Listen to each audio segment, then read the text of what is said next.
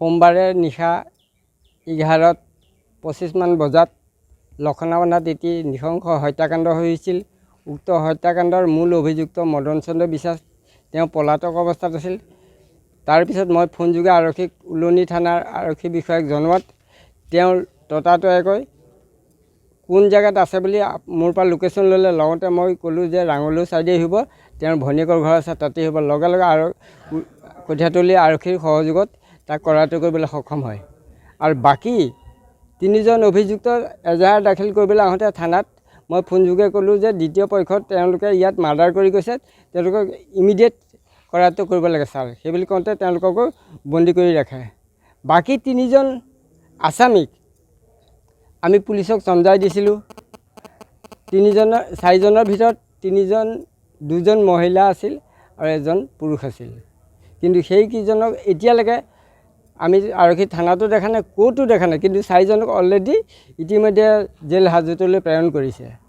4জন কোন কোন আছিলে? 4জনৰ ভিতৰত নিশিকান্ত বিশ্বাস, মূল অভিযুক্ত হ'ল মদন বিশ্বাস, পিতা নিশিকান্ত বিশ্বাস।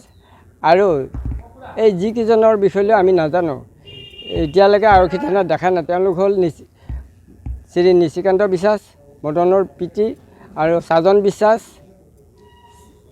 মদনৰ মাতৃ, মালতী বিশ্বাস, মদনৰ স্ত্ৰী, আৰু শ্ৰী দীপালী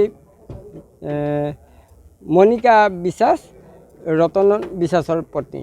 এই 4জনৰ বিষয়লৈ এতিয়ালৈকে আমি কোনো সম্ভেদ পোৱা নাই। হত্যাকাণ্ড যে হ'ল কিয় হ'ল মানে কি?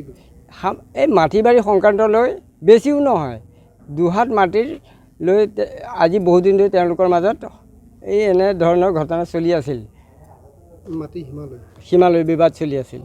এতিয়া মদন বিশ্বাসৰ লগত আৰু বাকী 3জন ধৰিছে। 3জন হয়, মুঠ 4জনক জেল হাজতলৈ প্ৰেৰণ কৰিবৰ বাবে তেওঁলোক প্ৰস্তুত হৈছে।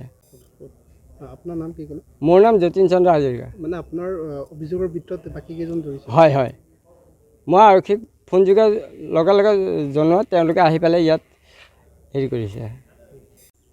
সোমবাৰে নিশা 11:25 মান বজাত লখনাবন্ধাত এটি নৃশংস হত্যাকাণ্ড হৈছিল। উক্ত হত্যাকাণ্ডৰ মূল অভিযুক্ত মদন চন্দ্ৰ বিশ্বাস তেওঁ পলাতক অৱস্থাত আছিল।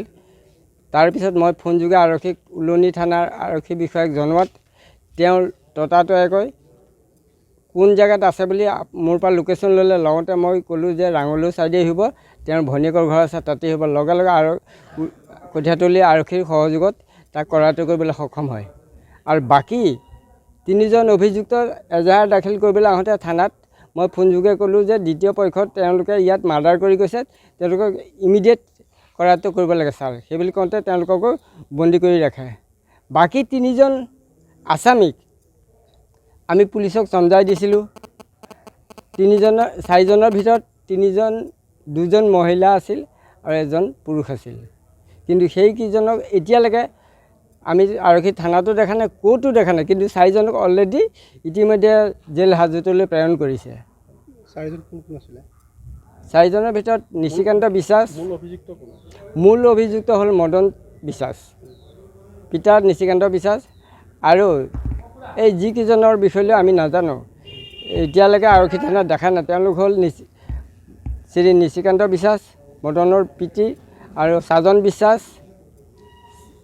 মদনৰ মাতৃ, মালতী বিশ্বাস, মদনৰ স্ত্ৰী, আৰু শ্ৰী দীপালী মণিকা বিশ্বাস, ৰতন বিশ্বাসৰ পত্নী। এই 4জনৰ বিষয়লৈ এতিয়ালৈকে আমি কোনো সম্ভেদ পোৱা নাই। হত্যাকাণ্ড যে হ'ল কিয় হ'ল মানে কি? এই মাটি বাৰী সংক্ৰান্ত লৈ, বেছিও নহয়, 2 হাত মাটিৰ লৈ আজি বহুদিন ধৰি তেওঁলোকৰ মাজত এই এনে ধৰণৰ ঘটনা চলি আছিল। মাটি সীমালৈ বিবাদ চলি আছিল।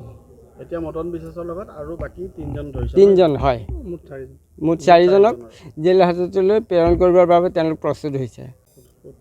আপোনাৰ নাম কি ক'লে? মোৰ নাম যতীন চন্দ্ৰ হাজৰিকা। মানে আপোনাৰ অভিযোগৰ ভিতৰত বাকী কেইজন ধৰিছে? হয় হয়, মই আৰক্ষীক ফোনযোগে লগে লগে জনোৱাত তেওঁলোকে আহি পেলাই ইয়াত হেৰি কৰিছে।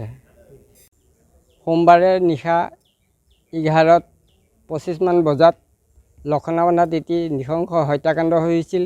উক্ত হত্যাকাণ্ডৰ মূল অভিযুক্ত মদন চন্দ্ৰ বিশ্বাস তেওঁ পলাতক অৱস্থাত আছিল। তাৰপিছত মই ফোনযোগে আৰক্ষীক উলনি থানাৰ আৰক্ষী বিষয়াক জনোৱাত তেওঁ ততাতৈয়াকৈ কোন জেগাত আছে বুলি মোৰ পৰা লোকেশ্যন ল'লে। লগতে মই ক'লোঁ যে ৰাঙলু চাইডে আহিব, তেওঁৰ ভনীয়েকৰ ঘৰ আছে তাতেই আহিব। লগে লগে আৰু কঠীয়াতলী আৰক্ষীৰ সহযোগত তাক কৰায়ত্ব কৰিবলৈ সক্ষম হয়। আৰু বাকী 3জন অভিযুক্ত এজাহাৰ দাখিল কৰিবলৈ আহোঁতে থানাত মই ফোনযোগে ক'লোঁ যে দ্বিতীয় পক্ষত তেওঁলোকে ইয়াত মাৰ্ডাৰ কৰি গৈছে, তেওঁলোকক ইমিডিয়েট কৰায়ত্ব কৰিব লাগে ছাৰ, সেইবুলি কওঁতে তেওঁলোককো বন্দী কৰি ৰাখে।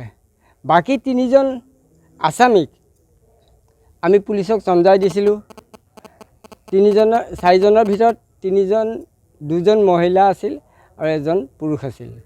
কিন্তু সেইকেইজনক এতিয়ালৈকে আমি আৰক্ষী থানাতো দেখা নাই, ক'তো দেখা নাই। কিন্তু 4জনক অলৰেডি ইতিমধ্যে জেল হাজতলৈ প্ৰেৰণ কৰিছে।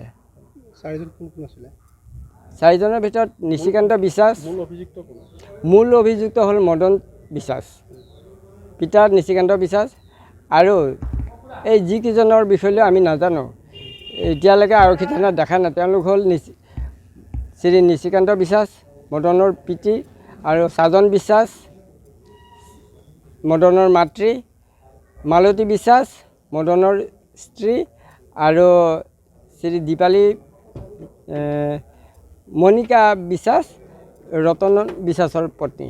এই 4জনৰ বিষয়লৈ এতিয়ালৈকে আমি কোনো সম্ভেদ পোৱা নাই। এতিয়ালৈকে হত্যাকাণ্ড যে হ'ল, কিয় হ'ল মানে কি? এই মাটি বাৰী সংক্ৰান্ত লৈ, বেছিও নহয়, 2 হাত মাটিৰ লৈ আজি বহুদিন ধৰি তেওঁলোকৰ মাজত এই এনেধৰণৰ ঘটনা চলি আছিল। মাটি সীমালৈ বিবাদ চলি আছিল। এতিয়া মদন বিশ্বাসৰ লগত আৰু বাকী 3জন ধৰিছে। 3জন হয়, মুঠ 4জনক জেল হাজতলৈ প্ৰেৰণ কৰিবৰ বাবে তেওঁলোক প্ৰস্তুত হৈছে।